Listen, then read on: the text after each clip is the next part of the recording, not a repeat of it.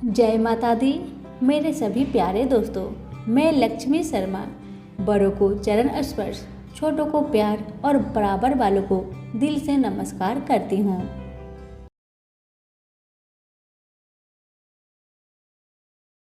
ओम नमः भगवते वासुदेवाय नमः। आज मैं आप सभी को सावन महीने की कृष्ण पक्ष की कामिका एकादशी व्रत में सुनी जाने वाली सभी कथाएं एक साथ सुनाने जा रही हूँ। कामिका एकादशी का व्रत करने से भगवान शिव और भगवान विष्णु का आशीर्वाद मिलता है।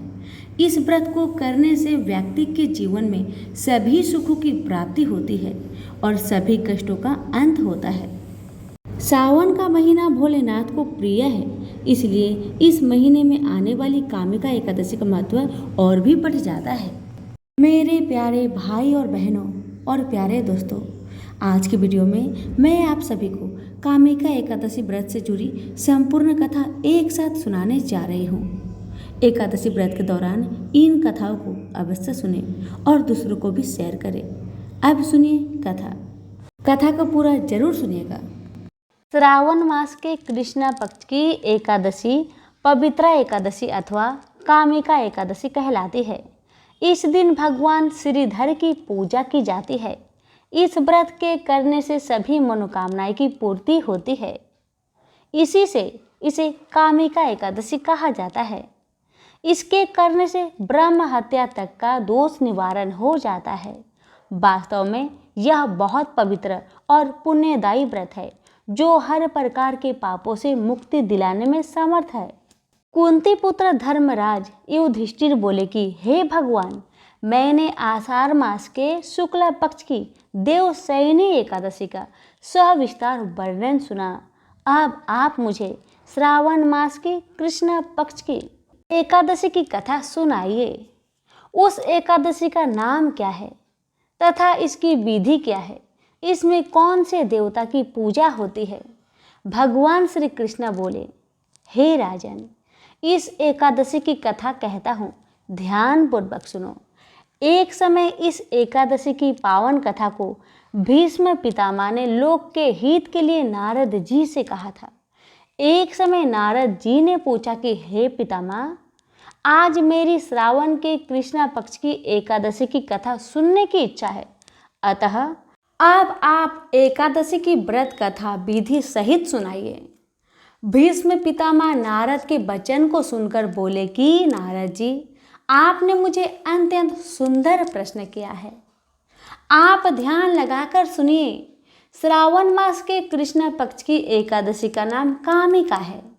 एकादशी की कथा सुनने मात्र से ही वाजपेयी यज्ञ का फल मिलता है। कामिका एकादशी के व्रत में शंख चक्र गदाधारी विष्णु भगवान की पूजा होती है। जो मनुष्य इस एकादशी की धूप दीप नैवेद्य आदि से भगवान विष्णु की पूजा करते हैं, उन्हें गंगा स्नान के फल से भी बड़ा फल मिलता है। सूर्य चंद्र ग्रहण में केदार और कुरुक्षेत्र में स्नान करने से जो पुण्य मिलता है, वह पुण्य विष्णु भगवान की भक्ति पूर्वक पूजा करने से मिल जाता है। श्री विष्णु भगवान के पूजन का फल समुद्र और वन सहित पृथ्वी दान करने और सिंह राशि वालों को गोदावरी नदी में स्नान करने के फल से भी अधिक होता है। व्यतिपात में गंडकी नदी में स्नान करने से जो फल मिलता है, वह फल भगवान की पूजा करने से मिलता है। संसार में भगवान की पूजा का फल सबसे अधिक है। भगवान की पूजा का फल श्रावण मास के कृष्ण पक्ष की एकादशी के फल के बराबर है। अतः भक्ति पूर्वक भगवान की पूजा ना बन सके तो श्रावण मास के कृष्ण पक्ष की कामिका एकादशी का व्रत अवश्य करना चाहिए। आभूषणों से युक्त बछड़ा सहित गौदान करने से जो फल मिलता है, वह फल कामिका एकादशी के व्रत के फल से मिलता है। जो उत्तम द्विज श्रावण मास के कृष्ण पक्ष की कामिका एकादशी का व्रत करते हैं तथा श्री विष्णु भगवान की पूजा करते हैं, उससे समस्त देव, नाग, किन्नर, प्रेत आदि की पूजा हो जाती है। इसलिए पापी से डरने वाले व्यक्ति को विधि विधान सहित इस व्रत को करना चाहिए। संसार सागर तथा पापों में फंसे हुए मनुष्य को इससे छूटने के लिए कामिका एकादशी का व्रत करना चाहिए। कामिका एकादशी के व्रत से समस्त पाप नष्ट हो जाते हैं। संसार में इससे अधिक पापों को नष्ट करने वाला कोई और उपाय नहीं है। हे नारद जी, स्वयं भगवान ने अपने मुख से कहा है कि मनुष्य को आध्यात्मिक विद्या से जो फल मिलता है उससे अधिक फल कामिका एकादशी का व्रत करने से मिल जाता है। इस व्रत के करने से मनुष्य अंतिम समय में अनेक दुखों से युक्त यमराज तथा नरक के दर्शन नहीं करता। कामिका एकादशी के व्रत तथा रात्रि के जागरण से मनुष्य को कुयोनि नहीं मिलती और अंत में स्वर्ग लोक को जाता है। जो मनुष्य श्रावण मास के कृष्णा पक्ष की कामिका एकादशी को तुलसी से भक्ति पूर्वक श्री विष्णु भगवान की पूजा करते हैं, वे संसार सागर में रहते हुए भी इस प्रकार अलग रहते हैं जिस प्रकार कमल पुष्प जल में रहता हुआ भी जल से अलग रहता है। भगवान की तुलसी दल से पूजा करने का फल 1 भार स्वर्ण और 4 भार चांदी के दान के फल के बराबर है। श्री विष्णु भगवान रत्न मोती मणि आदि आभूषणों की अपेक्षा तुलसी दल से अधिक प्रसन्न होते हैं। जो मनुष्य भगवान की तुलसी दल से पूजा करते हैं उनके समस्त पाप नष्ट हो जाते हैं। हे नारद जी, मैं भगवान की अत्यंत प्रिय श्री तुलसी जी को नमस्कार करता हूँ। तुलसी जी के दर्शन मात्र से मनुष्य के समस्त पाप नष्ट हो जाते हैं और शरीर के स्पर्श मात्र से मनुष्य पवित्र हो जाता है। तुलसी जी को जल से स्नान कराने से मनुष्य की समस्त यम यातनाएं नष्ट हो जाती है। जो मनुष्य तुलसी जी को भक्ति पूर्वक भगवान के चरण कमलों में अर्पित करता है उसे मुक्ति मिलती है। जो मनुष्य इस कामिका एकादशी की रात्रि जागरण करते हैं और दीप दान करते हैं उनके पुण्य को लिखने में चित्रगुप्त भी असमर्थ है। जो मनुष्य एकादशी के दिन भगवान के सामने दीप जलाते हैं उनके पितरगण स्वर्ग लोक में सुधा का पान करते हैं। जो मनुष्य भगवान के सामने घी या तेल का दीपक जलाते हैं उनको सूर्य लोक में भी सहस्त्रों दीपकों का प्रकाश मिलता है। प्रत्येक मनुष्य को इस एकादशी का व्रत अवश्य करना चाहिए। इस व्रत के करने से ब्रह्म हत्या ब्राह्मण हत्या आदि के समस्त पाप नष्ट हो जाते हैं और इस लोक में सुख भोग कर अंत में विष्णु लोक को जाते हैं। इस कामिका एकादशी के महात्म्य के श्रवण व पठन से मनुष्य स्वर्ग लोक को जाते हैं। तो सभी प्रेम से बोलिए लक्ष्मी नारायण की जय, तुलसी मैया की जय। बहुत समय पहले की बात है। किसी एक गांव में एक राजा रहते थे। वह प्रत्येक एकादशी का व्रत रखा करते थे। एकादशी का दिन था। राजा ने एकादशी का व्रत रखा था। तभी एक साधु महाराज आए। उन्होंने राजा से कहा कि मैं स्नान करने जा रहा हूँ। स्नान करके आकर मैं भोजन करूँगा। लेकिन जब एकादशी की तिथि समाप्त होने आई तो और साधु महाराज नहीं पधारे तो महाराज ने जल ग्रहण करके एकादशी की समाप्ति की। थोड़ी देर बाद में साधु महाराज आए तो उन्हें पता चला कि राजा ने उनकी अनुपस्थिति में एकादशी की समाप्ति कर ली है। तो उन्हें बहुत गुस्सा आया और गुस्से में आकर साधु महाराज ने महाराज को मारने के लिए अपनी जटा से एक पिचासनी को उत्पन्न किया। पिचासनी बहुत ही भयंकर थी। अब पिचासनी को साधु महाराज ने राजा अम्बरीश को मारने के लिए छोड़ दिया और उधर भगवान विष्णु ने पिचासनी को मारने के लिए अपना सुदर्शन चक्र छोड़ दिए। सुदर्शन चक्र पिचासनी को मारकर साधु महाराज को मारने के लिए चला। साधु महाराज भागते भागते तीनों लोक तक गए, लेकिन सुदर्शन चक्र से उन्हें कोई बचा नहीं पाया। आखिरकार वे हार कर भगवान विष्णु के आगे गिड़गिड़ाने लगे, रोने लगे और भगवान से प्रार्थना करने लगे कि हे भगवान, मुझसे गलती हो गई, मुझे क्षमा करें, मैं आपके भक्त को कभी परेशान नहीं करूँगा। तो विष्णु भगवान ने कहा, आपने मेरे भक्त को दुख दिया है, इसलिए मैं भी कुछ नहीं कर सकता। आपको अगर अपने प्राण को बचाना है तो राजा के पास जाइए और उनसे माफ़ी मांगे। अगर राजा ने आपको माफ कर दिया तो ही आपका जान बच सकता है, वरना नहीं। अभी साधु महाराज दौड़े दौड़े राजा के पास गए और उनसे माफ़ी मांगने लगे और अपने प्राण को बचाने के लिए प्रार्थना करने लगे। तब राजा ने उन्हें माफ़ किया और तब जाके सुदर्शन चक्र भी वापस लौट गया। कहते हैं कि जो भी भक्त श्रद्धा भक्ति के साथ एकादशी का व्रत करता है, उनकी रक्षा स्वयं विष्णु भगवान करते हैं। तो सभी मिलकर बोलिए विष्णु भगवान की जय। इसकी कथा इस प्रकार है। युधिष्ठिर ने भगवान श्री कृष्ण से पूछा, भगवान, पुण्यमयी एकादशी तिथि कैसे उत्पन्न हुई? इस संसार में वह क्यों पवित्र मानी गई तथा देवताओं को कैसे प्रिय हुई? श्री भगवान बोले, हे कुंती नंदन, प्राचीन समय की बात है। सत्य युग में मूर नामक दानव रहता था। वह दानव बड़ा ही अद्भुत, अत्यंत रौद्र तथा संपूर्ण देवताओं के लिए भयंकर था। उस काल रूपधारी दुरात्मा महासुर ने इंद्र को भी जीत लिया था। संपूर्ण देवता उससे परास्त होकर स्वर्ग से निकाले जा चुके थे और शंकित तथा भयभीत होकर पृथ्वी पर विचारा करते थे। एक दिन सब देवता महादेव जी के पास गए। वहां इंद्र ने भगवान शिव के आगे सारा हाल कह सुनाया। इंद्र बोले, महेश्वर, ये देवता स्वर्ग लोक से निकाले जाने के बाद पृथ्वी पर विचर रहे हैं। मनुष्यों के बीच रहना इन्हें शोभा नहीं देता है। हे महादेव, कोई उपाय बतलाइए। ये देवता अब किसका सहारा ले?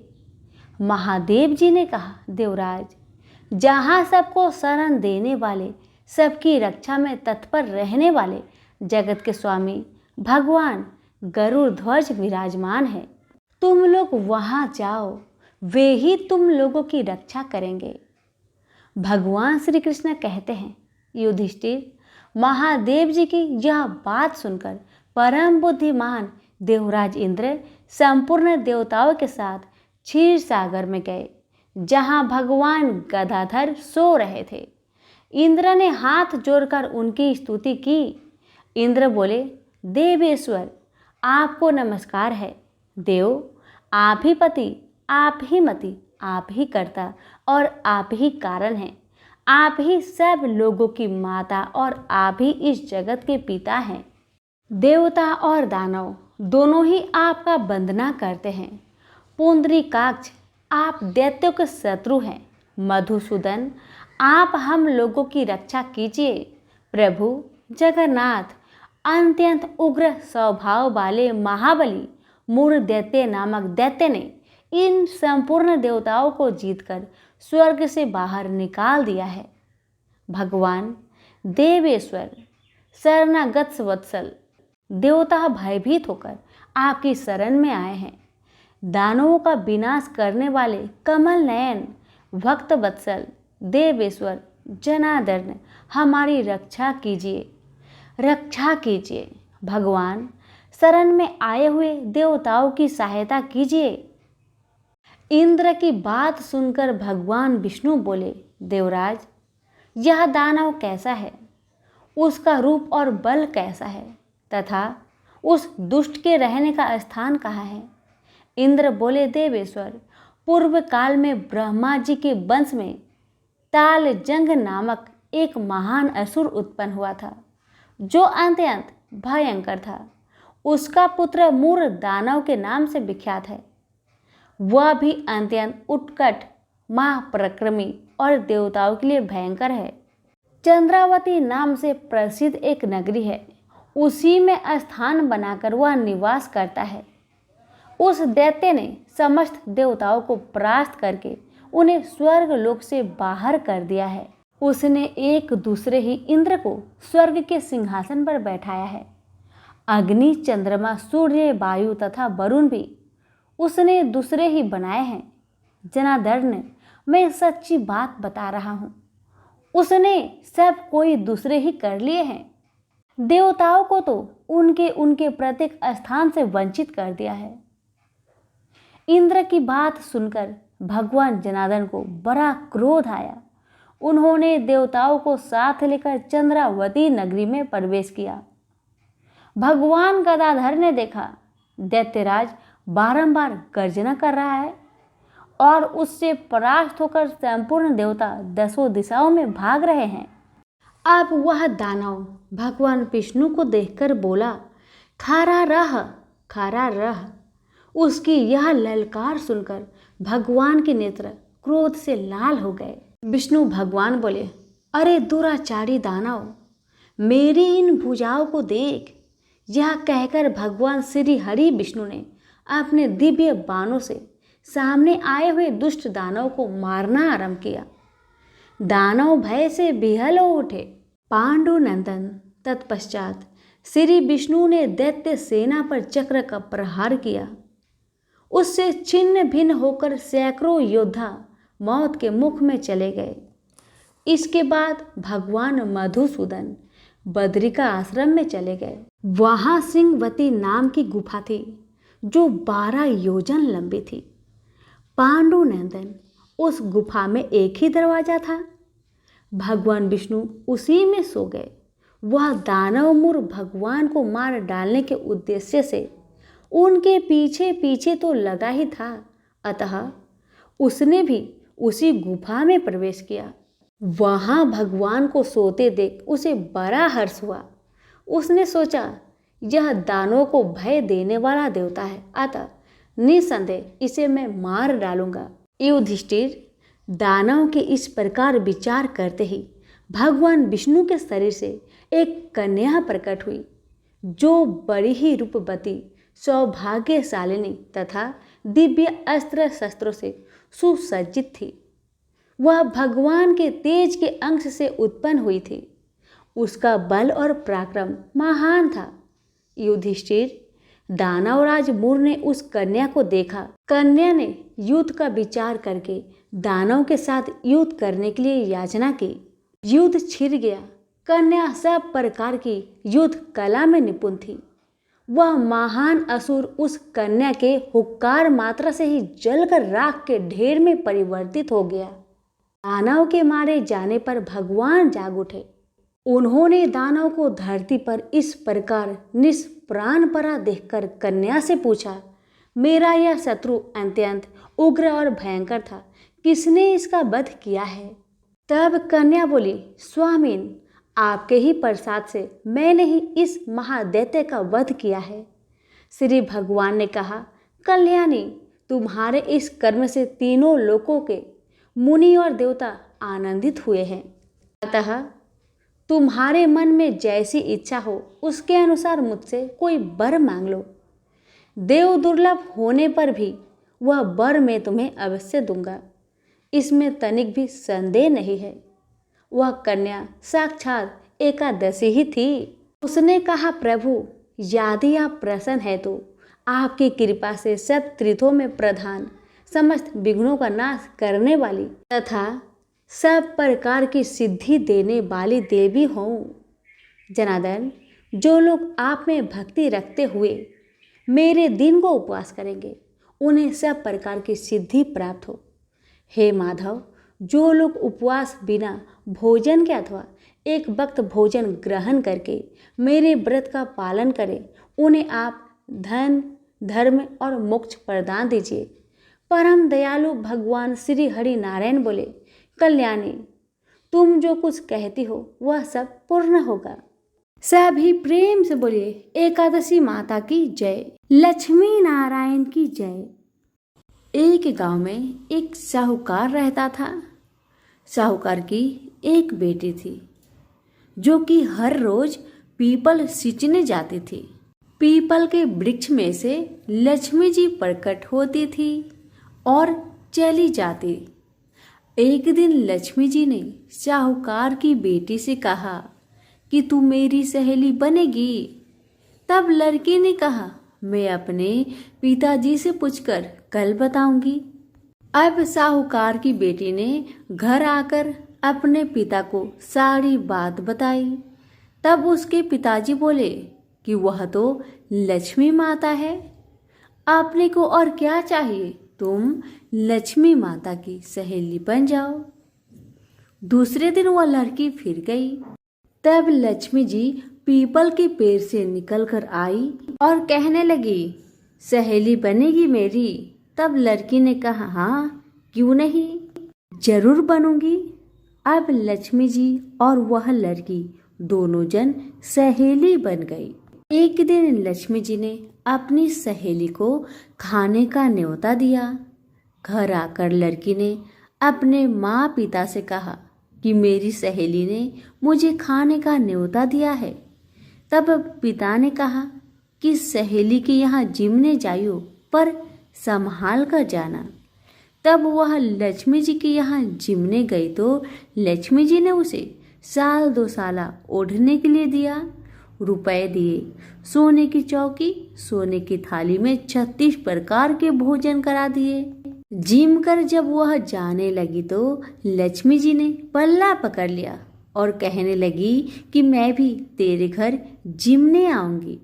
तब लड़की ने कहा, हाँ सहेली क्यों नहीं, जरूर आना। अब वह घर जाकर चुपचाप बैठ गई।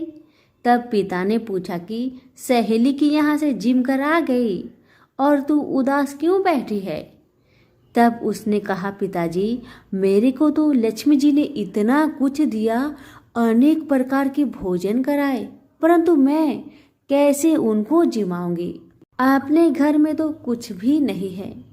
तब उसके पिता ने कहा, गोबर मिट्टी से चौका लगाकर घर की सफाई कर लेना, 4 मुख वाला दिया जलाकर लक्ष्मी जी का नाम लेकर रसोई में बैठ जाना। लड़की सफाई करके लड्डू लेकर बैठ गई। उसी समय एक रानी नहा रही थी। उसका 9 लखा हार चील उठाकर ले गई और उसके घर वह 9 लखा हार डाल गई और उसका लड्डू ले गई। बाद में वह हार को तोड़कर बाजार में गई और सामान लाने लगी तो सुनार ने पूछा कि क्या चाहिए? तब उसने कहा कि सोने की चौकी, सोने के थाल, 1-2 साल दे, मोहर और सामग्री दे, 36 प्रकार का भोजन हो जाए इतना सामान दे।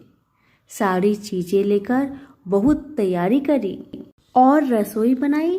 तब गणेश जी से कहा कि लक्ष्मी जी को बुलाओ। आगे आगे गणेश महाराज, पीछे पीछे लक्ष्मी जी आई। उसने फिर चौकी डाल दी और कहा, सहेली चौकी पर बैठ जा। तब लक्ष्मी जी ने कहा, सहेली चौकी पर तो राजा रानी के भी मैं नहीं बैठी, किसी के भी यहाँ नहीं बैठी। तो उसने कहा, पर मेरे यहाँ तो तुम्हें बैठना ही पड़ेगा। फिर लक्ष्मी जी चौकी पर बैठ गई। तब उसने बहुत खातिर की, जैसे लक्ष्मी माता ने करी थी वैसे ही उसने भी करी। लक्ष्मी जी उस पर बहुत प्रसन्न हुई और घर में खूब रुपए एवं लक्ष्मी हो गई। साहूकार की बेटी ने कहा, मैं अभी आ रही हूँ, तुम यहीं पर बैठी रहना। और वह चली गई। लक्ष्मी जी गई नहीं और चौकी पर बैठी रही। उसको बहुत दौलत दी। हे लक्ष्मी माता, जैसे आपने साहूकार की बेटी को दिया वैसे सबको देना। कहानी सुनते, हुक्कारा भरते अपने सारे परिवार को देना, पीहर में देना, ससुराल में देना, बेटे पोते को देना। हे लक्ष्मी माता, सबका कष्ट दूर करना, दरिद्रता दूर करना, सबकी मनोकामना को पूर्ण करना। तो प्रेम से बोलिए लक्ष्मी माता की जय हो। स्वर्णी मुनि की पुत्री तुलसी अपूर्व सुंदर थी। उसकी इच्छा थी कि उनका विवाह भगवान नारायण के साथ हो। इसके लिए उन्होंने नारायण पर्वत की घाटी में स्थित बद्रीवन में घोर तपस्या की। दीर्घ काल तक तपस्या के उपरांत ब्रह्मा जी ने प्रसन्न होकर दर्शन दिए और वर मांगने को कहा। तब तुलसी जी ने कहा, हे सृष्टि के कर्ता ब्रह्मदेव, आप तो अंतर्यामी हैं, आपसे क्या छुपा है, सबकी मन की बात आप जानते हैं। फिर भी मैं अपनी इच्छा आपको बताती हूँ। मैं चाहती हूँ कि भगवान श्री हरि मुझे पति रूप में मिले। तुलसी की बातें सुन ब्रह्मदेव ने कहा, तुम्हारा अभीष्ट तुम्हें अवश्य मिलेगा। आपने पूर्व जन्म में किसी अपराध के कारण तुम्हें श्राप मिला है। इसी प्रकार भगवान श्री नारायण के एक पार्षद को भी दानव कुल में जन्म लेने का श्राप मिला है। दानव कुल में जन्म लेने के बाद भी उसमें नारायण का अंश विद्यमान रहेगा। इसलिए इस जन्म में पूर्व जन्म के पाप के शमन के लिए संपूर्ण नारायण तो नहीं, नारायण के अंश से युक्त दानव कुल में जन्मे उस श्रापग्रस्त पार्षद से तुम्हारा विवाह होगा। श्राप मुक्त होने पर भगवान श्री नारायण सदा सर्वदा के लिए तुम्हारे पति हो जाएंगे। तुलसी ने ब्रह्मा जी के इस वर को स्वीकार किया, क्योंकि मानव कुल में जन्म के कारण उसे मायावी भोग तो भोगना ही था। तुलसी बद्री वन में रहने लगी। नारायण का वह पार्षद दानव कुल में शंखचूड़ के नाम से पैदा हुआ था। कुछ दिनों के बाद वह भ्रमण करता हुआ बद्री वन में आया, जहाँ तुलसी रहा करती थी। वहाँ तुलसी को देखते ही उस पर मुग्ध हो गया। तुलसी के सामने उसने अपने साथ विवाह करने का प्रस्ताव रखा। इतने में ही वहाँ ब्रह्मा जी भी आ गए और उन्होंने तुलसी से कहा, तुलसी, शंखचूड़ को देखो, कैसा देवोपम इसका स्वरूप है। दानव कुल में जन्म लेने के बाद भी लगता है जैसे इसके शरीर में नारायण का वास हो। तुम प्रस्ताव को स्वीकार कर लो। तुलसी को भी लगा कि उसकी तपस्या पूर्ण हुई है, उसे इच्छित फल मिला है। शंखचूड़ के साथ उसका गंधर्व विवाह हो गया और वह शंखचूड़ के साथ उसके महल में पत्नी बनकर आ गई। शंखचूड़ ने अपनी परम सुंदरी सती सावधि पत्नी तुलसी के साथ बहुत दिनों तक राज्य किया। उसने अपने राज्य का इतना विस्तार किया कि देवलोक तक उसके अधिकार में आ गया। स्वर्ग का सुख भोगने वाले देवताओं की दशा भिखारियों की जैसी हो गई। शंखचूड़ किसी को भी कष्ट नहीं देता था, पर अधिकार और राज्य छीन जाने से सारे देवता मिलकर ब्रह्मा, विष्णु और शिव की सभा में गए तथा अपनी विपत्ति सुनाई। ब्रह्मा जी ने कहा, तुलसी परम साध्वी है, उसका विवाह शंखचूड़ से मैंने ही करवाया था। शंखचूड़ को तब तक नहीं हराया या मारा जा सकता है जब तक तुलसी को न छला जाए। विष्णु जी ने कहा, शंखचूड़ पूर्व जन्म में मेरा पार्षद था। श्राप के कारण उसे दैत्य कुल में जन्म लेना पड़ा। इस जन्म में भी मेरा अंश उसमें व्याप्त है। साथ ही तुलसी के पतिव्रत धर्म से वह अजय है। फिर देवताओं की सम्मति से भगवान शिव ने शंखचूड़ के पास संदेश भेजा कि या तो वह देवताओं का राज्य लौटा दे या फिर उनसे युद्ध करे। शंखचूड़ भगवान शंकर के पास पहुंचा। उसने कहा, देवादिदेव, आपके लिए देवताओं का पक्ष लेना उचित नहीं है। राज्य बढ़ाना हर राजा का कर्तव्य है। मैं किसी को दुखी नहीं कर रहा हूँ। देवताओं से कहिए वे मेरी प्रजा होकर रहे। मैंने आपका भी कोई उपकार नहीं किया है और हमारा आपका युद्ध शोभा नहीं देता। अगर आप हार गए तो बड़ी लज्जा की बात होगी। मैं हार गया तो आपकी प्रीति बहुत अधिक नहीं बढ़ेगी। शंखचूड़ की बातें सुन भगवान शंकर हंसने लगे। भगवान तो सब रहस्य समझते थे। तुलसी और शंखचूड़ के पूर्व जन्म की श्राप की अवधि लगभग पूरी हो चुकी थी। भगवान बोले, इसमें कृति और लज्जा की बात नहीं। तुम देवों के राज्य लौटाकर उन्हें उनके पद पर प्रतिष्ठित होने दो। युद्ध से बचने का यही एक उपाय है। शंखचूड़ ने कहा, मैंने युद्ध के बल से देवलोक जीता है। कोई उसे युद्ध के द्वारा ही वापस ले सकता है। यह मेरा अंतिम उत्तर है। मैं जा रहा हूँ। ऐसा कहकर शंखचूड़ चला गया। उसने अपनी पत्नी तुलसी को सारी बात बताई और कहा, कर्म भोग सब काल सूत्र में बंधा है। जीवन में हर्ष, शोक, भय, सुख, दुख, मंगल, अमंगल काल के अधीन है। हम तो केवल निमित्त है। संभव है भगवान शिव दोनों का पक्ष लेकर मुझसे युद्ध करे। तुम चिंता मत करना, तुम्हारी सती तेज मेरी रक्षा करेगी। दूसरे दिन भगवान शंकर ने नेतृत्व में देवताओं ने युद्ध छेड़ दिया।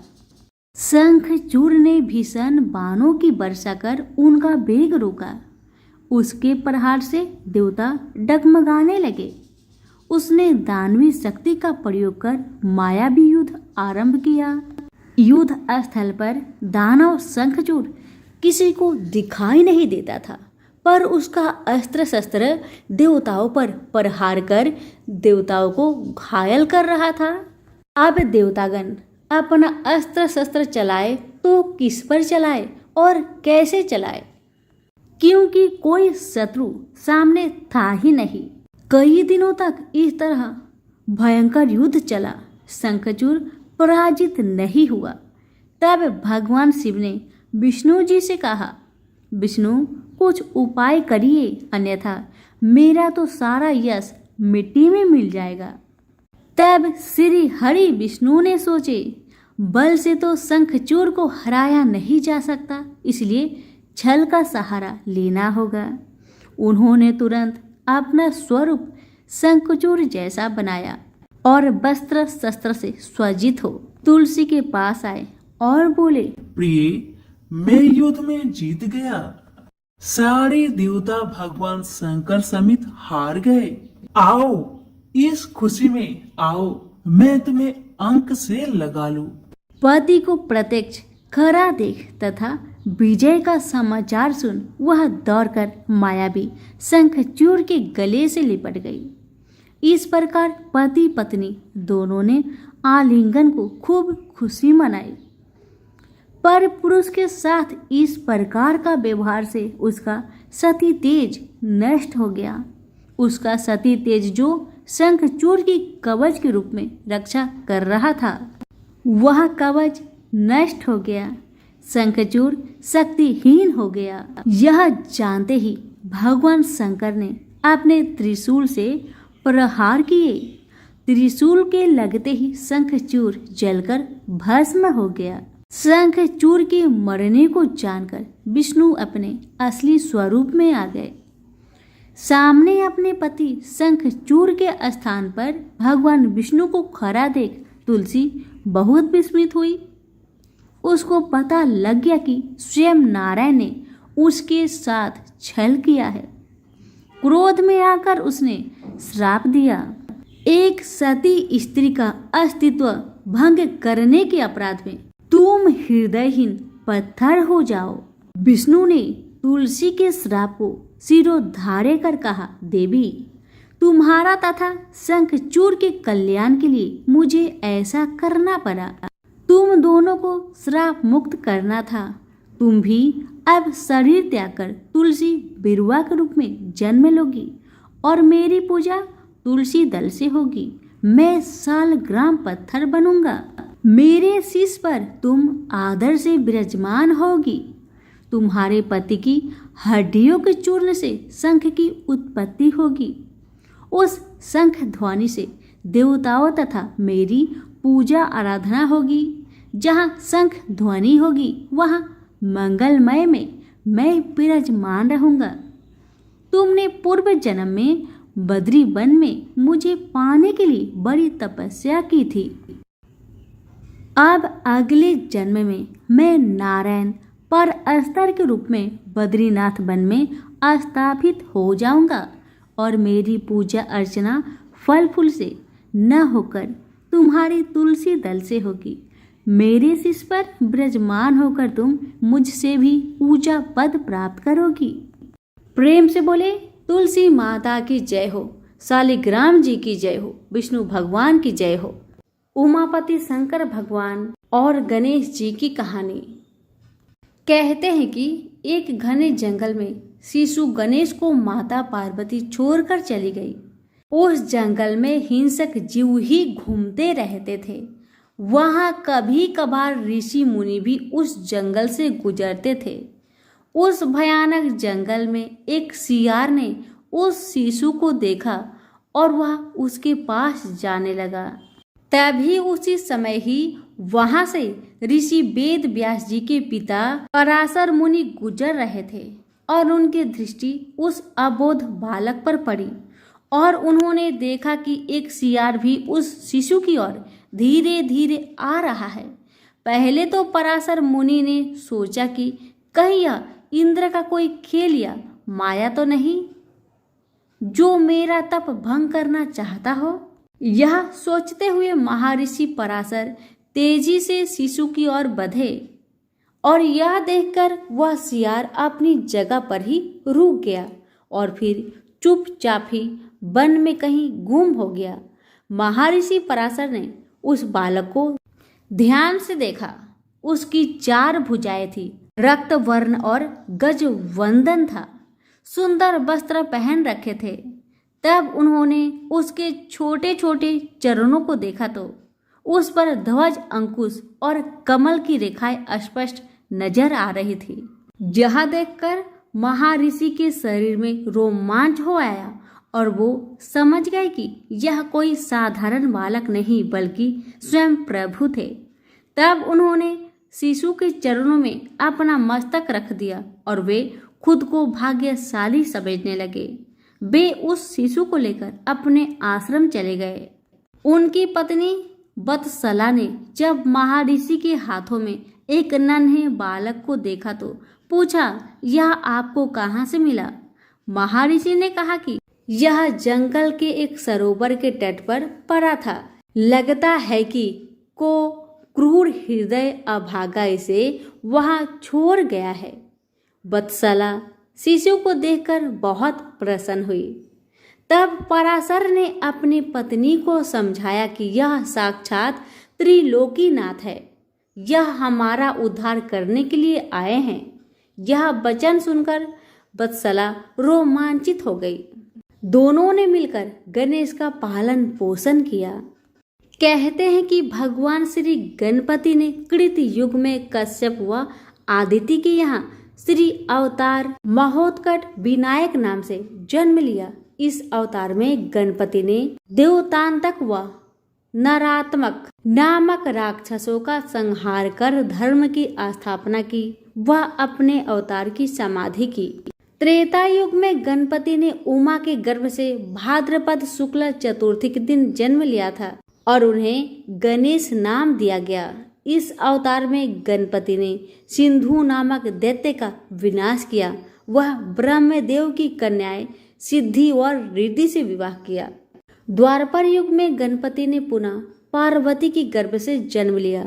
वह गणेश कहलाए, परंतु गणेश के जन्म के बाद किसी कारणवश पार्वती ने उन्हें जंगल में छोड़ दिया, जहां पर पराशर मुनि ने उनका पालन पोषण किया। इन्हीं गणेश ने ही ऋषि वेद व्यास के कहने पर महाभारत लिखी थी। इस अवतार में गणेश ने सिंदूरासुर का वध करके उसके द्वारा कैद किए अनेक राजाओं व वीरों को मुक्त करवाया था। इसी अवतार में गणेश ने वरण्य नामक अपने भक्त को गणेश गीता के रूप में साक्षात्व तत्व ज्ञान का उपदेश दिया। ऐसा भी कहा जाता है कि वे महिष्मति वैरण्य के पुत्र थे। कुरूप होने के कारण उन्हें जंगल में छोड़ दिया गया था। कथा समाप्त हुई। प्रेम से बोलिए गणेश महाराज की जय हो, उमापति शंकर भगवान की जय हो। सभी व्रत और त्योहारों में विनायक जी की कहानी सुनी जाती है। विघ्न विनायक श्री गणेश जी को देवताओं में सर्वोच्च स्थान प्राप्त है। गणेश जी को देवताओं में प्रथम पूज्य माना जाता है। इसलिए त्योहार के दिन व्रत कथा सुनने के साथ विनायक जी की कहानी सुनी जाती है। इससे व्रत का पूर्ण फल प्राप्त होता है। कथा। एक बार विनायक जी छोटे बालक के रूप में चिमटी में चावल और चमचे में दूध लेकर निकले। वो हर किसी से कह रहे थे कि कोई मेरे लिए खीर बना दो, कोई मेरे लिए खीर बना दो। मगर किसी ने भी विनायक जी के लिए खीर नहीं बनाया। कुछ दूर चलते चलते कुछ आगे बढ़ने पर विनायक जी को एक बूढ़ी माई बैठी मिली। विनायक जी बूढ़ी माई के पास जाकर बोले, कोई मेरे लिए खीर बना दो, कोई मेरे लिए खीर बना दो। तो बूढ़ी माई ने कहा, बेटा ला, मैं तेरे लिए खीर बना देती हूँ। तब विनायक जी ने बूढ़ी माई से कहा, माँ बर्तन लेकर आओ और घर का सबसे बड़ा बर्तन को ही लेकर आना। तब बूढ़ी माई ने सोचा, ये तो बच्चा है, बच्चे का मन रखने के लिए बड़ा बर्तन लेकर चली आती हूँ। इतना सोचकर बूढ़ी माई अपने घर में जाकर घर के सबसे बड़े बर्तन को लेकर बाहर आती है और विनायक जी के सामने रख देती है। अब विनायक जी अपने चम्मच में से दूध को उस बर्तन में डालते जाते हैं। बर्तन भरते जाता है। बर्तन एक चम्मच दूध से पूरा भर गया, फिर भी दूध चम्मच में भरा ही रह गया। बूढ़ी माई घर के सारे बर्तन को लाकर बाहर रख दी। सारे बर्तन दूध और चावल से भर गए। अब विनायक जी बूढ़ी माई से कहते हैं, माँ तुम खीर बनाओ, मैं नहाकर आता हूँ, फिर खीर को खा लूँगा। जब बूढ़ी माई ने बड़े प्यार से खीर को तैयार किया तो बूढ़ी माई के पोते और पोती खीर खाने के लिए रोने लगे। तब बूढ़ी माई अपने आंखें को बंद करके विनायक जी का नाम लेकर चूल्हे में थोड़ा सा खीर को डाल दिया और कहने लगी, विनायक जी आपका भोग लगे।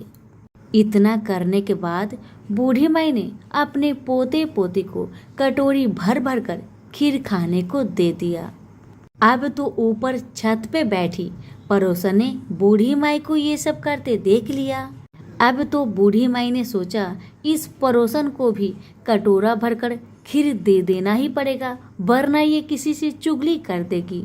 इतना सोचकर बूढ़ी माई ने उसे भी एक कटोरा खीर हाथों में थमा दिया।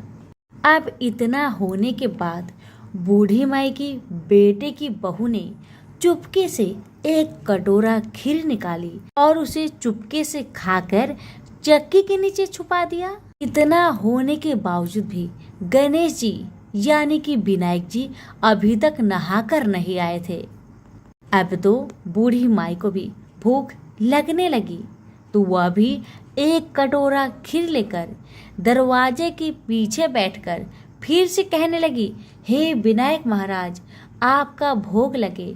इतना कहकर हाथ जोड़कर अपना खीर को खाना शुरू कर दिया। अब इतना होने के बाद गणेश जी आ गए। तब बूढ़ी माई ने कहा, आरे गणेश, आरे मेरे विनायक, खा ले तेरा खीर, मैं तो तेरा ही इंतजार कर रही थी। तब विनायक जी ने कहा, माँ मैंने तो खीर पहले ही खा लिया है। तब बूढ़ी माई ने कहा, कब खाया बेटा तुमने खीर? तब विनायक जी ने कहा, जब तेरे पोते पोती ने खाई थी तब मैंने खाया था, और जब तेरी पड़ोसन ने खाई थी तब भी खाया था, और जब तेरी बहू ने खाई तब भी खाया था। अब तूने खीर खाई तो तेरा पेट पूरा भर गया। तब बूढ़ी माई ने कहा, बेटा तेरी सारी बात तो सच है, लेकिन बहू बेचारी सुबह से घर का सारा काम में लगी है, तो उसने फिर खीर कब खाई बताओ? तब विनायक जी महाराज ने कहा, चक्की के नीचे जाकर देखो माँ, वहाँ कटोरा पड़ा है। तूने तो मेरे लिए भोग लगाया था, पर तेरी बहू ने बिना भोग लगाए ही खीर को खा गई। तब बूढ़ी माई ने विनायक जी से कहा, बेटा घर की बात है, घर में रहने दो। अब बताओ कि बची हुई बाकी खीर का मैं क्या करूं? तब विनायक जी ने कहा, नगरी को जिमा दो। बूढ़ी माई ने पूरी नगरी जिमा दी, फिर भी बर्तन खाली नहीं हुआ। जब राजा को यह बात पता चली तो राजा ने बुढ़िया को बुलवाया और कहा, क्या रे बुढ़िया, ऐसा बर्तन तेरे घर में कहाँ से आया? ऐसा बर्तन तो राजा के महल में होना चाहिए। बुढ़िया ने कहा, राजा जी, इस बर्तन को आप ही रख लो। राजा जी ने महल में बर्तन को मंगवा लिया और बर्तन को महल में लाते ही सारे खीर, कीड़े मकोड़े, बिच्छू, ककले बन गए और बहुत दुर्गंध आने लगी। यह देखकर राजा ने बूढ़ी माई से कहा, बुढ़िया, अपने बर्तन को तुम वापस ले जाओ, मुझे नहीं चाहिए ऐसे बर्तन। बूढ़ी माई ने कहा, ठीक है महाराज, जैसा आप कहे, लेकिन ये तो बर्तन मुझे मेरे विनायक जी ने दिया है। बुढ़िया माई ने बर्तन वापस लिया। बूढ़ी माई के बर्तन वापस लेते ही फिर से वह बर्तन खीर से भर गया और सुगंधित खुशबू आने लगी। बूढ़ी माई घर आकर विनायक जी से कहने लगी, हे विनायक महाराज, बर्तन में बचे हुए खीर को मैं क्या करूं? तब विनायक जी ने कहा, बची हुई खीर को झोपड़ी के कोने में खरा खोद कर डाल दो। उसी जगह सुबह जब तुम उठकर खोदोगी तो धन के 2 चारे मिलेंगे। ऐसा कहकर विनायक महाराज अंतर ध्यान हो गए और जाने से पहले विनायक महाराज ने बूढ़ी माई की झोपड़ी में लात मारकर चले गए। वैसे ही बूढ़ी माई की झोपड़ी तो महल में बदल गया। सुबह बहू ने फावड़ा लेकर पूरे घर को खोद डाला, लेकिन कुछ मिला ही नहीं। तो बहू ने सासू माँ से कहने लगी, सासू माँ, तेरे विनायक जी तो झूठे हैं। सासू माँ कहने लगी, नहीं नहीं, मेरे विनायक जी तो झूठा नहीं है, ला मैं देखती हूँ। बुढ़िया माई ने सुई लेकर खोजने लगी तो टन टन करते 2 धन के चारे निकल आए। तब बहू ने कहा, सासू माँ, तेरे गणेश जी तो साचो है।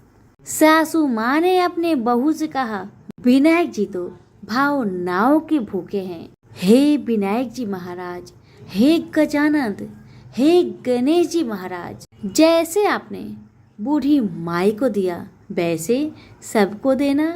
विनायक जी की कहानी कहने वाले, हुक्कारे भरने वाले और आसपास के सभी सुनने वाले सबको देना। तो सभी प्रेम से बोले, विनायक महाराज की जय।